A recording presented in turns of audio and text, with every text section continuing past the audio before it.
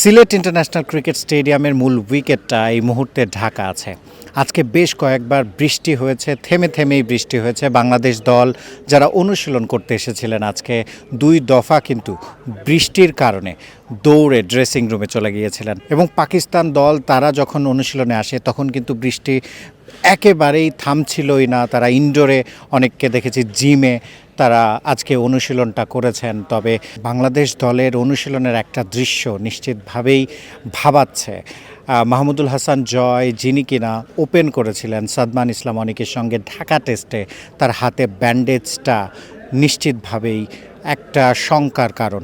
এবং সেটা যদি হয়, মাহমুদুল হাসান জয় যদি শেষমেশ খেলতে না পারেন, তাহলে ওপেনিং জুটিটা ঢাকা টেস্ট থেকে একেবারেই বদলে ফেলতে হবে বাংলাদেশ দলকে। সাদমান ইসলাম অনেক আগেই ছিটকে গেছেন, গতকাল সংবাদ বিজ্ঞপ্তি দিয়ে বিসিবি সেটা নিশ্চিত করেছিল। এখন মাহমুদুল হাসান জয়ও যদি ছিটকে যান, সেক্ষেত্রে অভিষেক হতে পারে তানজিদ হাসান তামিমের, এবং তার সঙ্গী হতে পারেন ওপেনিংয়ে জাকির হাসান, সিলেটের ঘরের ছেলে, যিনি কিনা আমরা গতকালই জানিয়েছিলাম যে অনুশীলনে যুক্ত হয়েছেন কার ব্যাকআপ হিসাবে।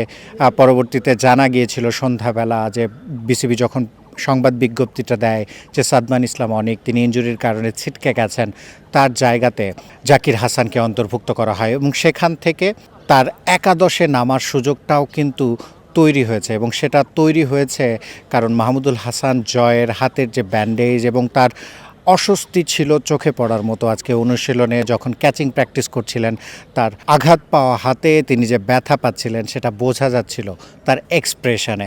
এবং আমরা দেখেছি আজকে নেটে তানজিদ হাসান তামিম এবং জাকির হাসান জুটি বেঁধে ব্যাটিং করছিলেন, এবং এটা একটা বড় ইঙ্গিত যে সিলেট টেস্টে টাইগারদের ওপেনিং জুটিটা কেমন হবে।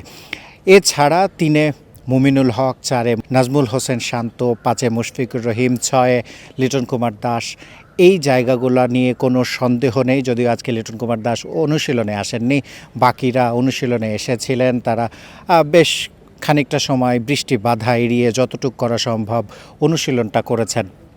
তাইজুল ইসলাম এবং মেহেদি হাসান মিরাজ তারা একাদশে থাকবেন, এটা ধরেই নেওয়া যায়। পেস আক্রমণে যে 3 জন ঢাকা টেস্টে খেলেছেন তারা খেলবেন কিনা সেটা একটা প্রশ্ন বটে। ওয়ার্কলোড ম্যানেজমেন্ট বিবেচনায় তাসকিন আহমেদ একটা বিশ্রাম পাবেন কিনা, বা এবাদত হোসেনকে বাদ দিয়ে শরীফুল ইসলামকে, যিনি স্কোয়াডে আছেন, তাকে সিলেট টেস্টের মূল একাদশে ফেরানো হবে কিনা সেটা নিয়ে একটা সংশয় আছে। তবে 2টি পরিবর্তন যে হচ্ছে সেটা অনেকটাই বলা যায়, এবং সেটার কারণ আর কিছুই নয়, ইনজুরি। মুশফিকুর রহিম আজ সংবাদ সম্মেলনে তাকে জিজ্ঞাসা করা হয়েছিল যে ইনজুরির কারণে এই 2 জন ওপেনার তারা থাকতে পারছেন না হয়তোবা, সেক্ষেত্রে এটা ওপেনিং, সেক্ষেত্রে একটা যে উইনিং কম্বিনেশন নিয়ে যে সিলেট টেস্টে নামার যে একটা ব্যাপার ছিল সেটা আর হচ্ছে না। মুশফিকুর রহিম সেটা বলেছেন যে কন্ডিশন বিবেচনায়, অনেক কিছুর বিবেচনায় কিন্তু উইনিং কম্বিনেশন যে সবসময় ধরে রাখা হয় সেটা কিন্তু নয়, সেটার ব্যত্যয় ঘটতেই পারে।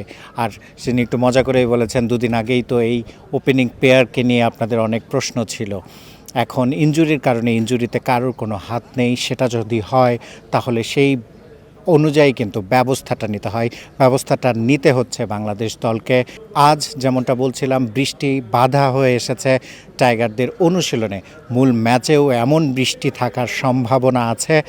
মুশফিকুর রহিম যেমনটা সংবাদ সম্মেলনে বলছিলেন যে ওয়েদারটা একটা ফ্যাক্টর হয়ে আসতে পারে, তবে যতটুকুই খেলা মাঠে গড়াবে সেখানে পজিটিভ ক্রিকেটটা খেলতে চায় বাংলাদেশ দল।